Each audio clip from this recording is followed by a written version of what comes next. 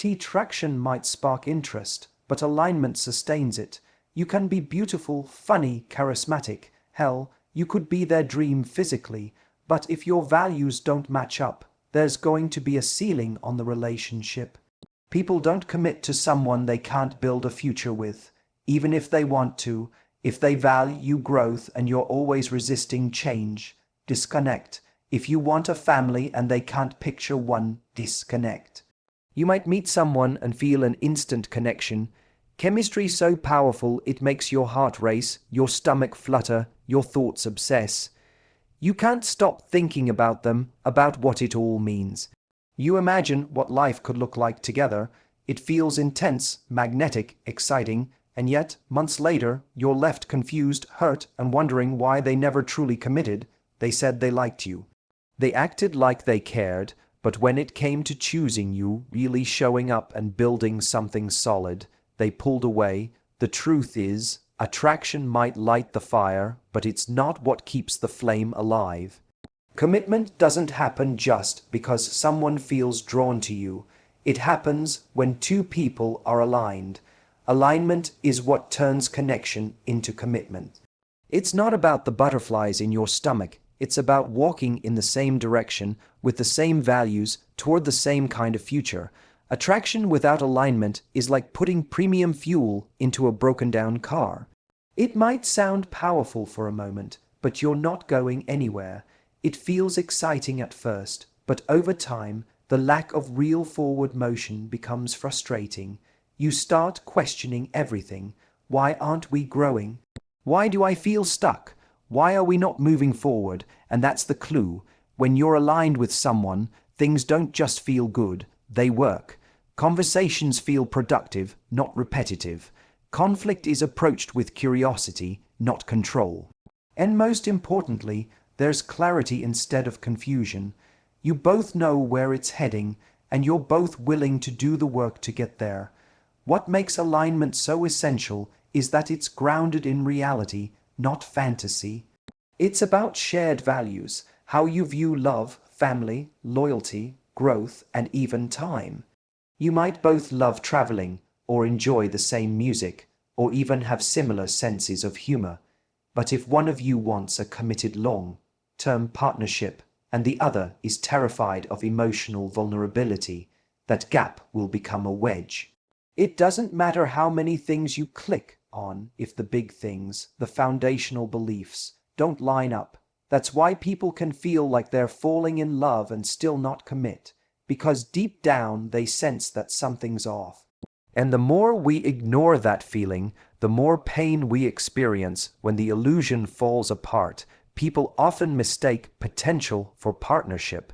They see what asterisk could be asterisk if only the other person changed. If they were just a little more open, if they worked through their trauma, if they communicated better. But that's not alignment, that's a project. You're not meant to shape someone into the right partner. You're meant to meet someone who's already facing the same direction as you. The work in a relationship shouldn't be trying to become someone else's idea of a match. It should be deepening the bond between two already aligned individuals. There's a specific kind of pain that comes from being almost perfect for someone, when everything feels good on the surface, but deep down you know something doesn't quite fit. You want the relationship to work so badly that you start compromising yourself. You let the big questions slide.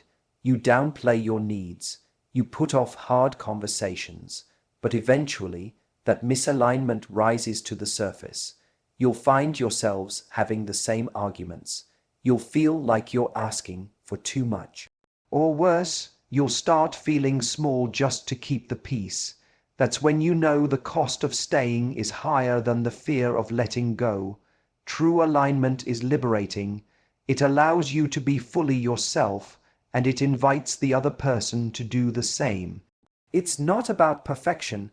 It's about mutual respect, shared direction, and emotional clarity. When you're aligned with someone, the relationship doesn't require constant justification. You're not wondering if they'll text back or trying to decode mixed signals. You're not begging them to choose you because they already have. They show up. They lean in. They make space for you in their life, not as an obligation, but as a priority, and you do the same in return. And here's something most people don't realize. When you're aligned, attraction grows deeper. It becomes less about surface chemistry and more about emotional intimacy. The sex is better. The conversations are richer. The silence is more comfortable because alignment gives love room to breathe. It creates a safe space where both people feel seen, valued, and supported, not just in who they are today, but in who they're becoming. One of the biggest emotional shifts you can make in your dating life is this. Stop asking, "How do I make them like me?" and start asking, "Are we aligned?" That one question can save you months, sometimes years, of heartbreak. Because instead of trying to force connection, you'll be filtering for compatibility, and you'll realize that not everyone who feels good in the moment is meant to walk with you long term. Some people are here to teach you lessons, to show you what you want or what you'll never tolerate again. Others will pass through like beautiful storms, intense, unforgettable, but ultimately unsustainable, and that's okay. Not every connection is meant to last.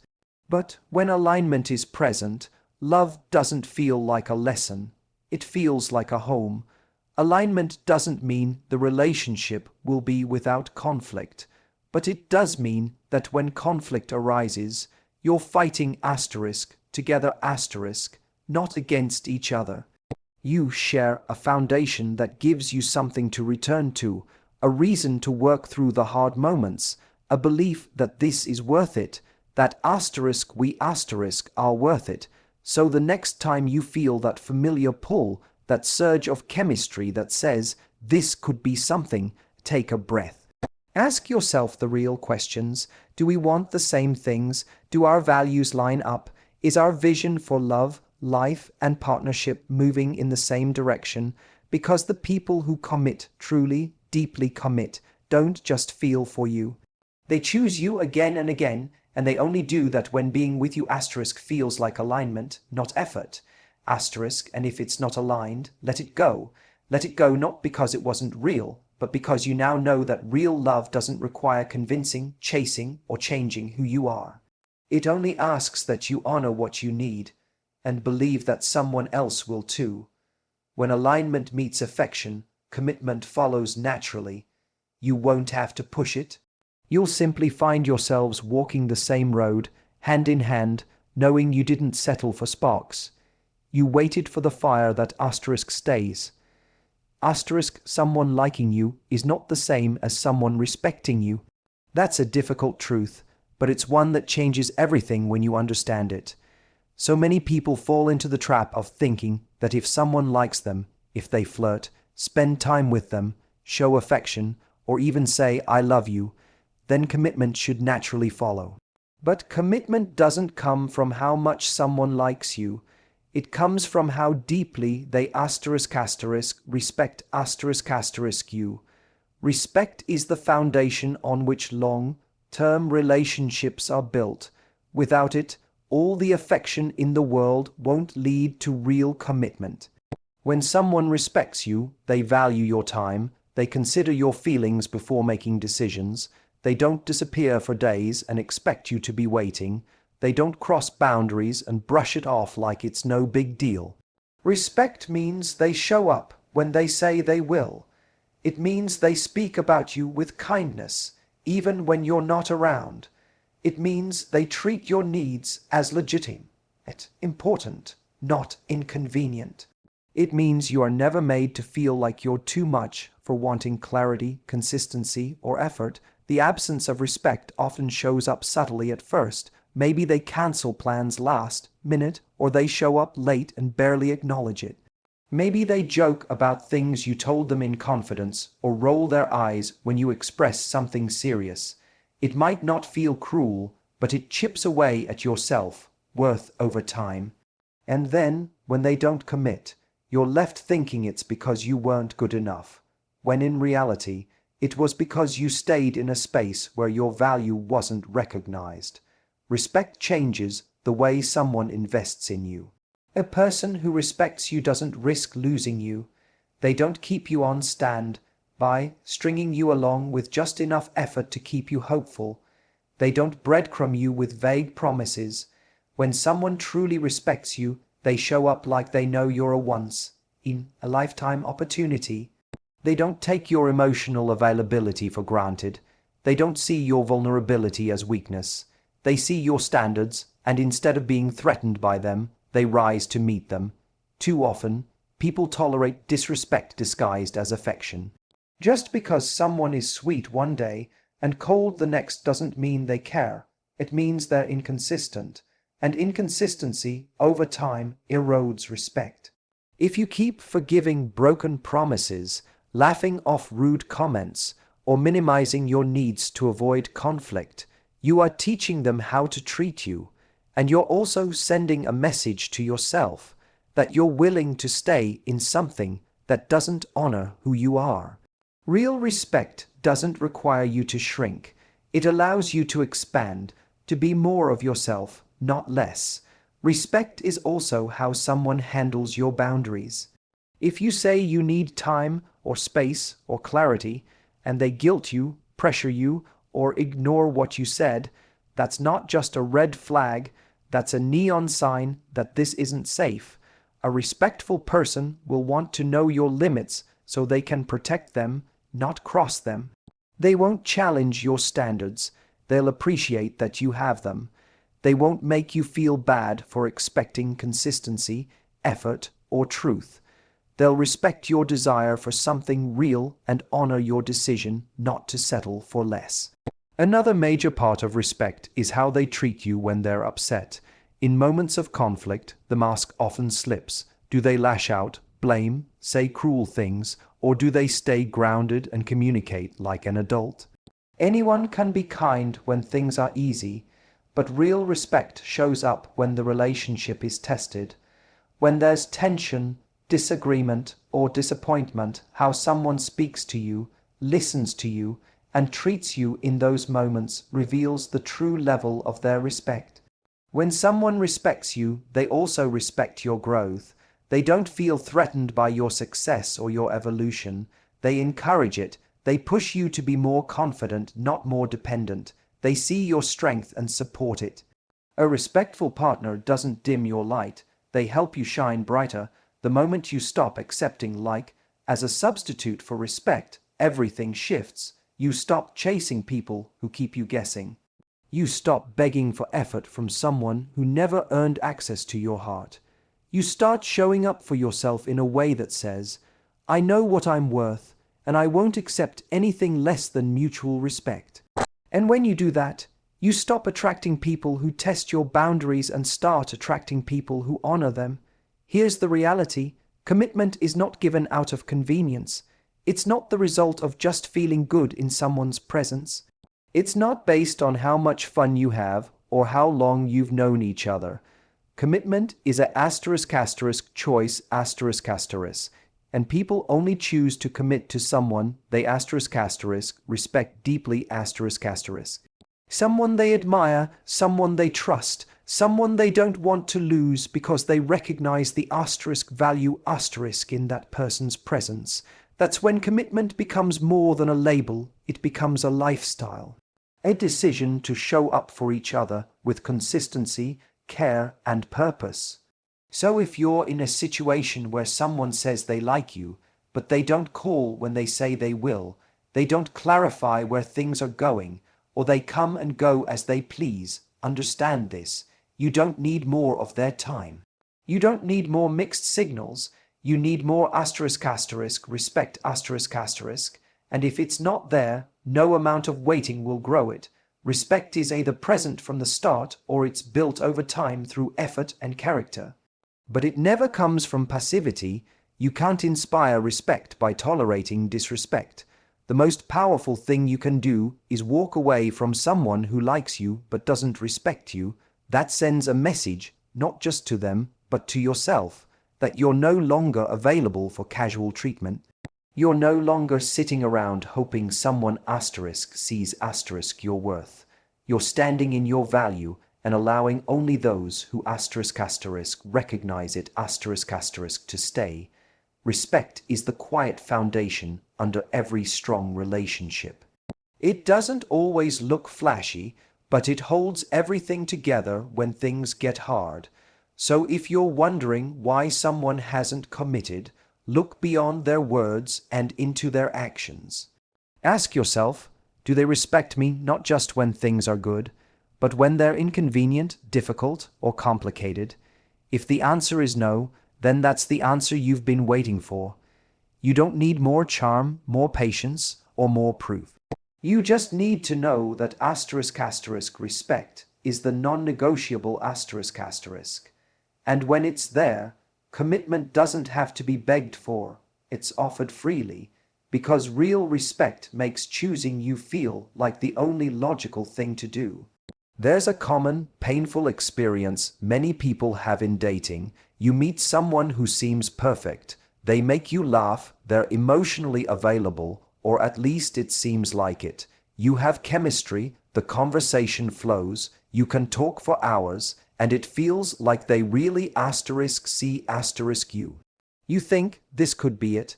Weeks or even months go by, and things are going great, but when the topic of commitment comes up, when it's time to define the relationship, plan for the future, or just make it exclusive, they suddenly pull back.